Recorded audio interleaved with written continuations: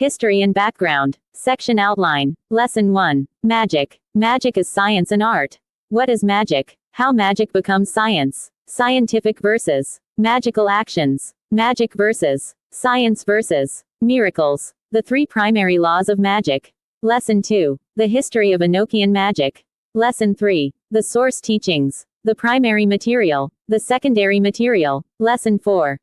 The cosmic planes and elements. Lesson 1. Magic. Magic is science and art.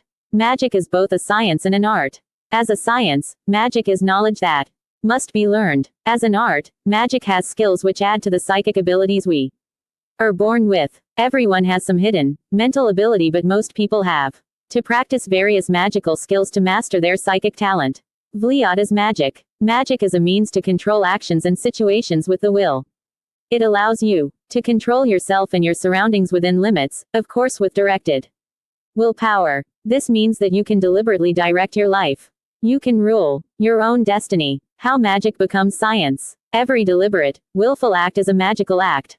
Acts which are repeatable become ordinary and familiar. Thus scientific acts are seen as either scientific or magical according to familiarity, availability, and viewpoint. As we said before, all intentional acts are magical acts. It is only through familiarity, availability, and viewpoint that they lose their magical label and become scientific, but they are magical, nonetheless. For example, if we want to talk with someone, we can call them on the phone. In the modern world, telephones are readily available, and thus, from our viewpoint, they are familiar. Therefore, the willed action of phoning a friend is, by definition, a magical act, but most modern people would consider it a scientific action. This is true of almost everything we do. We simply lose sight of the magical nature of the act due to our familiarity with the action. Our familiarity with the action is due to the widespread availability of telephones. Now, let's take that same familiar act and see it from another viewpoint. Suppose you lived in the deepest, most inaccessible part of the Amazon, completely unaware of modern civilization. One day, a man dressed in funny clothes walks into your village. The man quickly signals with universal gestures that he is friendly. He wants to buy some of your village's carvings. Although you are scared of this funny-looking man, he offers you a great deal on your carvings. And you agree to trade with him. The man reaches into a bag he has brought along and brings out this small, rectangular box. He pulls up a shiny branch from the box, pushes something on the box, and suddenly a voice is heard coming for the Enochian workbook. From within the box, you are terror-struck. This is no ordinary man. He is a god. Or a great magician. He can shrink people and enclose them in a box. Everyone in the village gathers around and watches in awe as the man talks to someone in the box. Some of the villagers start to panic. They think the man should be killed before he shrinks any more people. A smaller part of the tribe thinks the man is a god and wants to worship the god. Who is right and who is wrong? The modern man knows the phone is an example of scientific principle. The villagers think the phone is some sort of magical object. In reality, the use of the phone is both magical and scientific. It is all a matter of familiarity, availability, and viewpoint. Scientific versus magical actions. We need some way to distinguish scientific actions from magical actions. One way to do this is to consider all easily repeatable acts as scientific acts, which are not always easily repeatable or magical acts. Let's use the phone example again, but with a new twist. Use of the telephone is widely available and familiar and is considered a scientific action. On the other hand, only a very few people can easily communicate through the power of the mind, through telepathy. Because few people can communicate telepathically, it lacks availability and familiarity. Therefore, it is considered a magical act.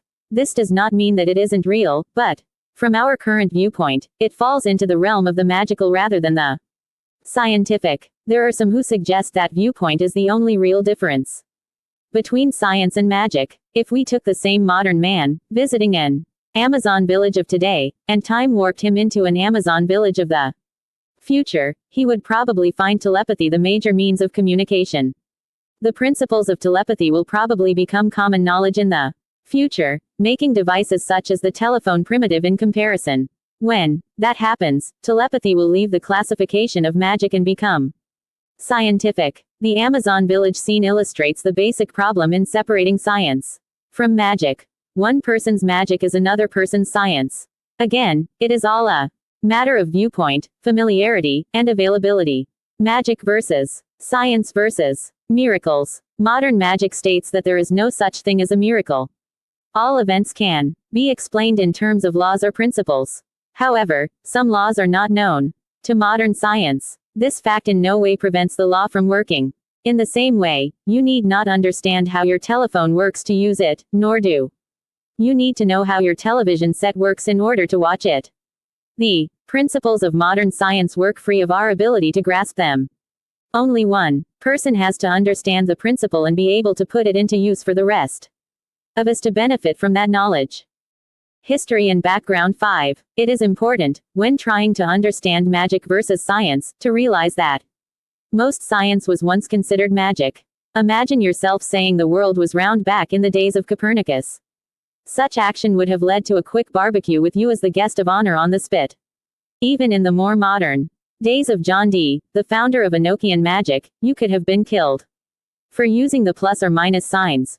Both were thought to be signs straight from the devil. There have been times, in all of our lives, usually around tax time, when we would like to go back in history and burn whomever came up with these devilish signs. So, while your friends might look at you funny for studying Enochian magic, try to remember that today's magic is tomorrow's science.